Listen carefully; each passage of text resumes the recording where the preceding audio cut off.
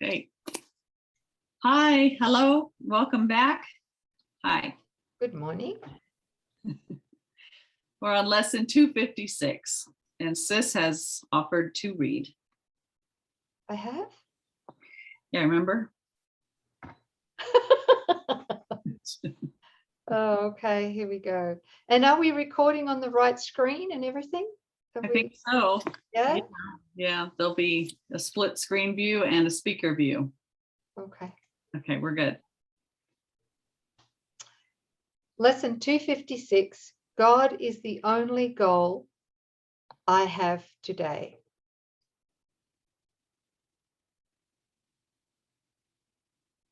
God is the only goal I have today. The way to God is through forgiveness here. There is no other way. If sin had not been cherished by the mind, what need would there have been to find the way to where you are? Who would still be uncertain? Who could be unsure of who he is? And who would yet remain asleep in heavy clouds of doubt about the holiness of him whom God created sinless? Here we can but dream. Here we can only dream. But we can dream we have forgiven him in whom all sin remains impossible. And it is this we choose to dream today. God is our goal. Forgiveness is the means by which our minds return to him at last. And so, our Father, would we come to you in your appointed way? We have no goal except to hear your voice and find the way your sacred word has pointed out to us. And again, God's appointed way is forgiveness. Yeah. Can we just unpack this a bit, Sis? It's a bit Sure. disjointed the way, for me anyway. Anyway, starting at the beginning of this lesson again, God is the only goal I have today. The way to God is through forgiveness here. Then he goes on to say this, just in case we didn't get that, there is no other way. Right. That's a big statement. Yeah. There literally is no other way. Right. So I want to just bring this up. Mm-hmm. Is in that case, then I think he's also asking us to discern without any self-judgment, no self-blame, no guilt, but to look at with open eyes and with Holy Spirit at what we've used or are currently using to replace forgiveness. Mm-hmm. What I'm saying here is like our accomplishments, right? Our accomplishments, our pride, body-centered improvements that we make. And on the flip side of that is our like self-sabotage. All of the areas that we blame ourselves for, addictions, overeating, whatever it might be. Yeah. And these are all things that the ego is happy for us to do, is happy to encourage us to continue doing them. But the issue is, and this is from my own experience, is that we have to come to a place where we realize that all of this accomplishing, whatever it might be, negative or positive, is really just a replacement for forgiveness, because it's forgiveness that takes us all the way home. As he says here, there is no other way. Mhm. But through the ego and through the split mind, we're trying to do both. And, Right. and we tend to prioritize forgiveness last, believing that all of this accomplishing is actually getting us somewhere. Yeah. Right. Yes. Um, Forgiveness starts out as a concept as we learn about it, and then we practice it a little bit, but we're very convinced that there's a lot more in the world that calls for our attention, real things that we need to tend to. Forgiveness is not high on our priority. And yet that the more you begin to awaken and see how this world works, we come to this place of recognition that God is the only mind. God is the only life. Only what God created is. Nothing else is true, right? One is illusion and one is real. And so what do we want? And as we begin to recognize, okay, this is all a setup. I want the truth. I want to know my holiness. Well, there is a plan for that, but it's singular. And it's to forgive every single thing we thought we made, have done, our relationships, how we've used them, down to this first idea that we became separate from God as a body and took on a personality that we refer to as mythical me. That also needs to be forgiven. So there's plenty of forgiveness to do. But I like what you're saying, sis. I mean, we think, oh, I need to go defend myself against this real problem. And I have all these goals that I need to obtain, things that I still desire in the world because I think it's really going to bring me something. Eventually, we're all the prodigal son, and we all come to the same recognition that there is no payoff. You're not going to find peace and satisfaction, health, longevity, joy in the world or in your relationships. It's not there to find. You may be an excellent seeker, but it's not that you can't find what isn't there. So God is the only. God is the only. And so if we want to be alive in God, have life eternal, take our inheritance, there's one door through which we can enter in, and that is by forgiving what isn't. Thank you. Mm-hmm. Yeah.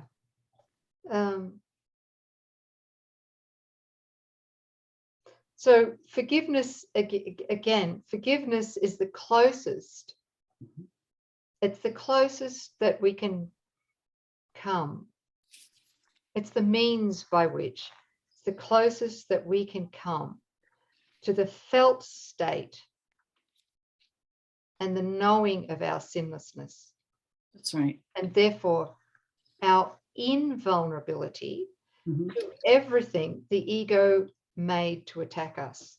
Right. And if you think about the gap diagram, this one has been busy forgiving the things that are in the gap, both positives and the negatives, and then comes down to this point of, I'm going to forgive even what I thought I was. And so the final step, or the last decision, that this one mythical me will make, is that this is the action of forgiveness. This, bam.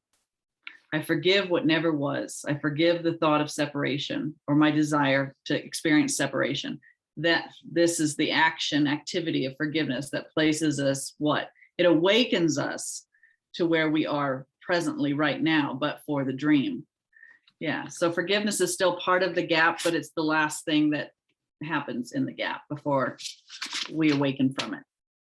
Beautiful.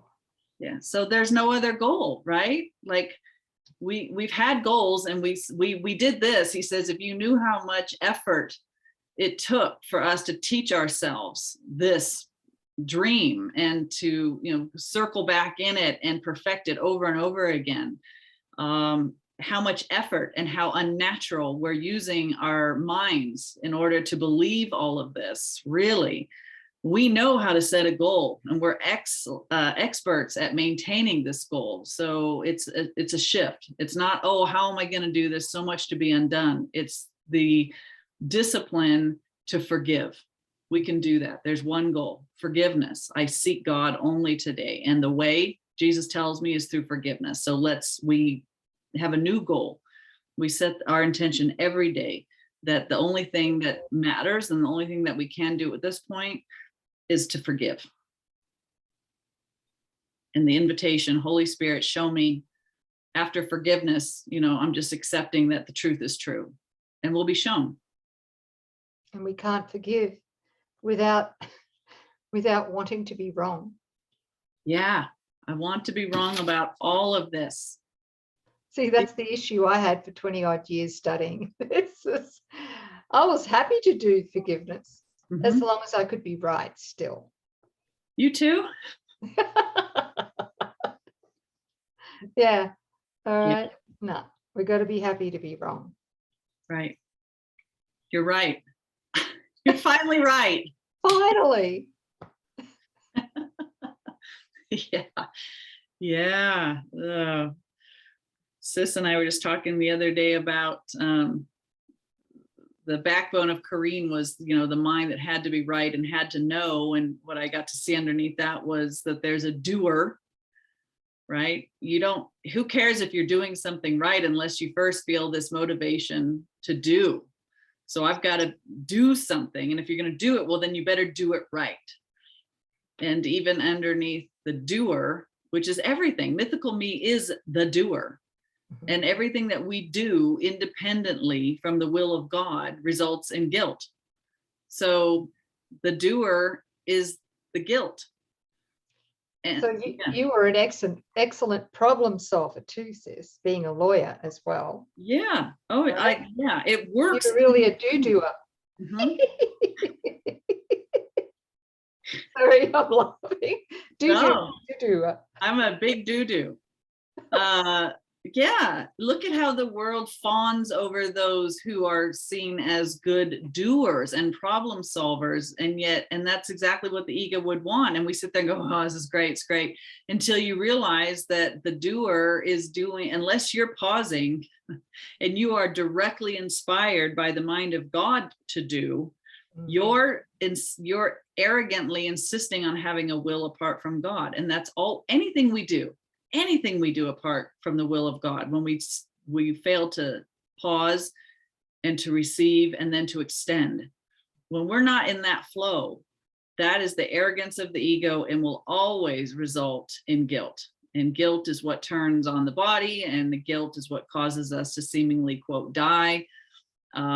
So it was really big. The I know mind is the icing on top of a very arrogant doer. And even subtly below the doer is this need to have some purpose other than what God's given us as our purpose. I don't want to be just an extender of God. I want to make apart from God. I want to have thoughts that God isn't having. I want to do it my way. Not your will, God, my will is done. So that all results in this mythical me that never has any life in it and traipses off to the casket to reincarnate again and again. Sorry, guys, I'm just going off because this is all new and exciting. But yeah, if it's helpful for any of you out there, everybody's got some backbone story. Thank God there's not going to be too much of a do-doer anymore. No, and I have you to help me when I start getting on the do train. I catch myself constantly. What do I need to do? It's like, you don't do anything. Stop. Someone needs to put their hand on my head and just hold. Like a toddler, distracted all the time. Yeah. Sorry. So God is the only goal I have today. Sticking to it. Thanks, sis. Thank you. Thank you. Thanks, family. We'll see you next time. Thank you, beautiful family. Don't forget, there's something to remember to do. This is Sorry to contradict this lesson. But this is inspired. This is from God. What? Yes, God said, forgive me. All right. Yeah. But God said, please, if you really enjoyed this video, this lesson, hit the like button. And subscribe. And there was one more and I can't remember what it was. It's make a comment and share. Okay. Gee, you're good, sis. There's still a do-doer there. Yeah. So it's his will to get this message out. And if you are moved by your guidance that it would be helpful, please do that. Yeah. And if not, no harm, no foul, no judgment. Okay. Thank you. Thank you. Thank you. All right, now we'll Thank see you, beautiful family. We love you. Thank you. Thanks, sis. We do. Bye, guys. Bye.